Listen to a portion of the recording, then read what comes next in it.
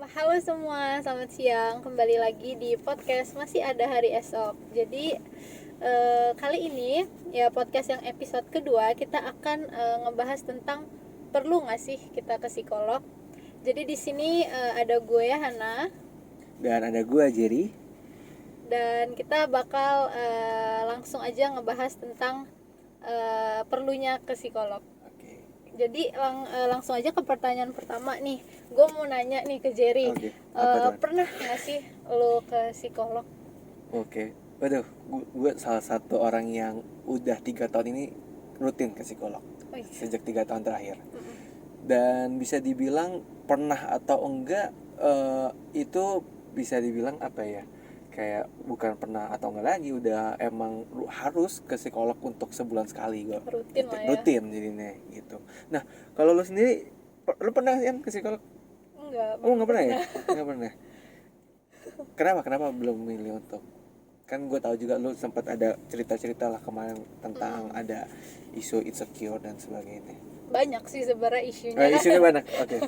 Cuman ya karena gue ngerasa usia gue juga masih belum, nggak tahu sih, ngerasa masih muda aja. Jadi Oke. ngerasa takut gitu Oh, buat ke takut. psikolog. Oke. Dan Takut. masih ngerasa ya udahlah, masih nganggep masalah-masalah yang gue hadepin ini masih bisa lah gue selesain sendiri. Struggle-nya belum seberapa gitu, jadi gue nggak butuh orang buat ngebantu nyelesain saat masalah ini. gue. Tapi Jadi, nanti kira-kira nah kalau misalnya nanti udah ada di titik yang emang nggak tahan gitu ya, Iya. udah nggak bisa, ya gue pasti butuh lah bantuan ke psikolog. orang lain ya, terutama Tapi tadi menarik psikolog. sih pas lo bilang takut ya, rasa takut itu tadi. Oke. Nah, makanya kenapa ada podcast hari ini ya buat kita Iya. ngebahas itu. Oke. Oke, kita sekarang lanjut nih, langsung ke pertanyaan, kenapa sih Ke psikolog. lo ke psikolog, alasannya kenapa Oke, tuh? betul. Aduh. Jadi emang gue ke psikolog itu kan dari 3 tahun yang lalu. Itu kan memang psikolog itu lebih bisa disebut juga kayak dokter nggak sih ya? Kayak kenapa lo ke dokter? Karena lo nggak bisa Ya, nemuin diri lo ya. sendiri kan, gitu kan. Dan ini masih hal yang tabu di Indonesia. Antara orang ke psikolog itu kadang disebut orang gila Nah lah kan, ya itu kan? makanya gue Atau kadang kalau ke orang gila apa sih kan bisa disebutnya gak tata agama. iya, imannya lemah dan sebagainya. Nah, titik di situ adalah ketika gue balik ke sekolah adalah pertama ya pasti karena gue lagi ada masalah dong. Nggak mungkin kayak happy gue ke sekolah. Gue lagi ada masalah. Dan kemudian yang kedua adalah titik di mana gue tahu bahwa masalahnya gue bisa solve sendiri, ataupun ke teman-teman dekat, ataupun bahkan ke pendeta gue mungkin saat itu. Karena tentu ini perlu ada hal ilmiahnya ya kan. Mungkin kalau psikolog itu kan mereka udah orang yang terakreditasi, tersertifikasi, bisa nge-assess diri manusia, kepribadian manusia gitu ya. Makanya kan kenapa balik lagi ada tes kepribadian gitu kan ya. Kan tes kepribadian nggak bisa dilakukan oleh sembarang orang. Iya. Makanya gue anggap di situ kayak oke, berarti masalah gue juga nanti mesti diakses nih sama orang yang memang punya sertifikasi itu, ahli terhadap hal tersebut. Itu yang kedua.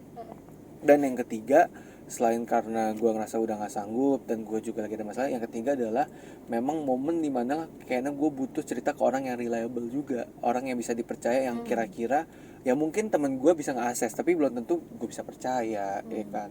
Dan karena balik lagi kalau psikolog itu mereka ada sumpahnya juga bahwa dia nggak bisa ngomongin ke orang lain, jaga privasi lah.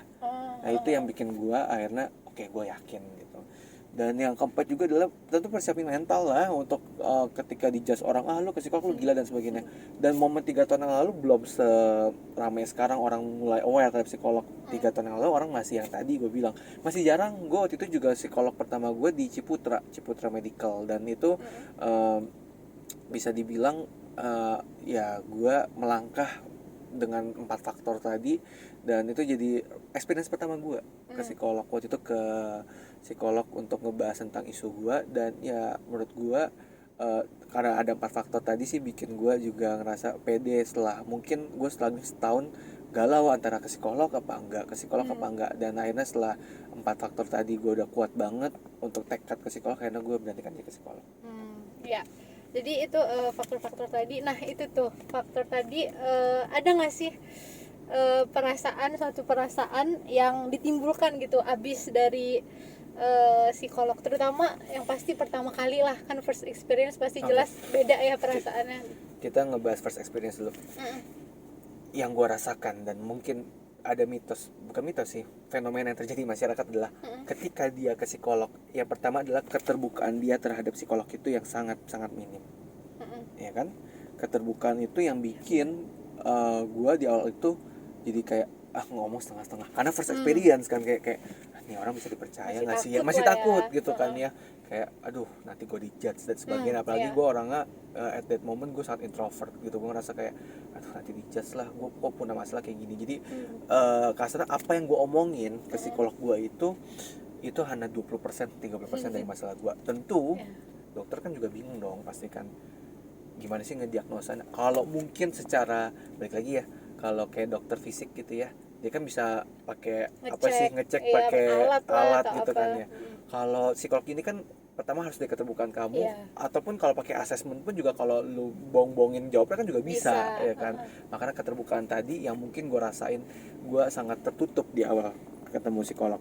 Dan yang kedua adalah self diagnose yang sering bikin psikolog itu jadi mempersulit mereka lah. Gue datang dengan pede, gue bilang, "Bu, saya bipolar." Ya itu kan sama self diagnose ya, lagi ya. Apalagi kita dibantu oleh sosial media yang lihat sosial media aja lah. Oke, ketika lu A, B dan C berarti lu A. Jadi kayak self diagnose itu. Itu yang bikin psikolog juga sulit buat nge-assess kita. Nah, dua hal itu sih yang gue rasain, dan apa yang mungkin tanda psikolog pertama gue pasti susah nih nge-assess nih orang, karena ya tadi nggak terbuka dan gue terlalu anchoring terhadap diagnosa gue pertama tentang bipolar, padahal nyatanya gue nggak bipolar gitu, ya kan. Nah, dua perasaan itu, dua fenomena itu yang gue rasakan, dan menurut gue sebagian besar orang pasti mengalami itu. Makanya balik lagi kalau ke psikolog, kalau menurut gue ya sekali doang sih agak sulit ya, mungkin nanti mesti kedua dan ketiga. Dan balik lagi, jangan anggap psikolog itu Tuhan ya, maksudnya selesai dukun beres masalah, enggak. Balik lagi, yang bisa menyelesaikan masalah itu sebenarnya diri lu sendiri. Psikolog itu hanya nge-trigger, dia hanya memberikan fakta dan data bahwa lu A, B dan C. Yang bisa ngelakuin, yang bisa menyelesaikan balik lagi diri kamu sendiri. Gitu. Itu sih kalau menurut perasaan yang aku dapetin di awal. Kalau sekarang sih udah enggak, karena kan ya mungkin sekarang udah yang ke berapa puluh juga gue udah nggak tahu, tapi it's getting better dibandingkan yang pengalaman pertama gitu. Dan psikolog nanti pun ketika ngadepin gue yang sekarang juga mereka udah lebih bisa lah nge-solve, karena gue sekarang datang tuh udah nih, gue main pep, masalah gue A kayak gini. Kalau dulu kan masih serabutan ya, bingung masalah yang mana, apa root cause-nya bingung di mana. Kalau sekarang gue udah tinggal bawa root cause gue, psikolog tinggal lebih mudah lah untuk menyelesaikan gitu. Itu sih. Oke. Terus juga nih, gue sebenarnya masih bingung nih antara psikolog sama psikiater. Karena nggak tahu, gue ngerasa kayak orang yang pergi ke psikolog dibilang gila, yang ke psikiater dibilang gila. Itu sebenarnya sama nggak sih psikolog sama psikiater itu? Dari ngambil pendidikan aja udah beda. Jadi kalau psikiater itu ngambil keprofesiannya dari dokter sebenarnya, kedokteran. Nah, kalau psikolog itu ngambil keprofesiannya, ya ini correct me ya jika aku salah, itu dari ini jurusan psikologi. Ya kan, ada jurusan psikologi. Kalau itu jurusan kedokteran jiwa, psikiater itu outputnya pun bedahan. Jadi kalau psikolog itu nggak boleh ngeluarin obat karena mereka nggak punya sertifikasi untuk ngeluarin obat kayak dokter. Sedangkan kalau psikiater itu dia boleh ngeluarin obat resep dan sebagainya, karena ya mereka itu dari dokter kan. Dia ngambil kepengurusan dokter, yang ngambil penjurusan itu dokter. Nah, kemudian mereka sering bisa kerjasama kok. Kadang kalau udah nggak bisa di solve as a mental issue, mereka psikolog bisa ajuin ke psikiater. Karena gue dulu dua-duanya gue udah pernah cobain. Walaupun kalau sekarang gue lebih ke psikolog, gue lebih oke dengan cara ya lewat mindfulness, lewat terapi psikolog. Nah, kalau psikiater itu sebagian besar dia lebih ke kasih obat, ya kan, kasih resep, dan tiap orang bakal beda-beda kok. Dan itu mesti didiagnosa oleh orang yang ahli, bukan oleh kita gitu ya. Nah, itu makanya balik lagi, cobain aja kalau penasaran dua-duanya, karena dua-duanya itu nanti bakal ngasih solusi sih biasanya gitu. Better kalian kemana gitu. Nah, kalau psikiater pun sebenarnya, dokter umum pun juga sebenarnya mereka ada skill set dasar ya tentang psikiater sebenarnya. Dokter umum pun sebenarnya ada gitu. Tapi kalau emang udah advance dan sebagainya, kalau kita udah ngomong yang udah kelas berat ya, skizofrenia dan sebagainya. Terus Itu mesti yang ya. psikiater yang memang kayak kamu kalau dokter kalau batuk-batuk dikit ya dokter umum bisa. Tapi kalau misalnya udah berat mesti ke spesialis. Iya, Kayak benar. gitu. Itu sih kira-kira beda psikolog dan psikiater. Dan itu dua-duanya ya tadi yang kamu bilang suka dibilang gila kan. Padahal ternyata mah enggak gitu. Setiap orang punya isu tersebut dan berhak untuk diselesaikan lewat orang yang ahli, bukan oleh teman-teman atau orang-orang yang mungkin kalau di kita ahli agama yang kadang-kala ya nggak saintifik lah menyelesaikannya kan. Itu bukan ilmu yang mereka pelajari selama ini. Karena kenapa ada ilmu ini, karena kan ada orang-orang yang memang punya sertifikasinya untuk mendiagnosa hal-hal tersebut gitu, bukan oleh orang-orang yang lu ini sih lu ini. Itu sih yang kadang bikin orang tuh jadi semakin sulit buat mencapai kesehatan mental itu tadi gitu. Dan psikolog dan psikiater mereka dulu-dulu punya kapabilitas untuk menyelesaikan itu kok. Ngomong-ngomong masalah lo kan udah nih berkali-kali puluhan kali nggak kehitung lah ya. Berarti udah dibilang gila berkali-kali ya. Iya. Nah, ngomong masalah society gitu yang anggap itu gila. Nah, kalau lingkungan lo sendiri nih, terutama lingkungan terdekat, entah misalnya keluarga atau sahabat gitu, nerima nggak sih kalau mungkin udah tahu ke lo sering ke psikolog, itu apa respon mereka gitu? Oke, jadi sebenarnya yang sangat berperan penting dalam hidup gue ya pasti keluarga inti ya, papa, mama, kakak, dan mantan gue saat itu gitu ya. Kebetulan papa, mama, sama kakak mereka tuh tahu gue ke psikolog udah pas tahun ke 1,5 kali. Udah, karena yang malah nge-support gue ke psikolog itu mantan gue. Jadi mantan gue yang nge-support, bahkan dia yang minta untuk gue ke psikolog. Jadi bisa dibilang gue nggak terlalu mikirin teman-teman gue sih, karena ya I just keep my secret saat itu. Jadi yang tahu gue ke psikolog ya cuma mantan gue doang, dan dia yang support juga. Dan pas tahun pertama, tahun kedua pas keluarga gue udah tahu, keluarga gue responnya cukup idealis. Mereka nggak terlalu yang strict, jadi kayak ya udah itu emang tanggung jawab kamu udah dewasa. Itu sih yang orang tua aku bilang, kamu yang memulai, kamu yang menyelesaikan, dan kamu juga yang harus tanggung jawab terhadap apa yang kamu pilih gitu. Jadi mereka nggak ngelarang, nggak pernah nganjurin juga, nggak ngejudge, nggak, karena mereka nganggap bahwa gue udah bukan dewasa, tapi titik dimana gue harusnya tahu ini benar atau ini salah gitu. Itu. Dan uniknya kalau teman-teman gue malah mereka kepo sih sama gue. Jadi kayak kalau sekarang teman-teman gue malah kalau mau ke psikolog tanda gue dulu biasanya mana psikolog yang bagus dan sebagainya. Dan karena lingkungan juga teman-teman gue di ITB waktu itu ya rata-rata teman-teman yang memang udah terpaparkan terhadap hal-hal mental issue. Jadi bukan yang kayak yang kayak daerah-daerah yang masih lu gila lu kalau ke psikolog kita jauhin. Enggak, temen gue malah udah aware semua kok terhadap hal itu.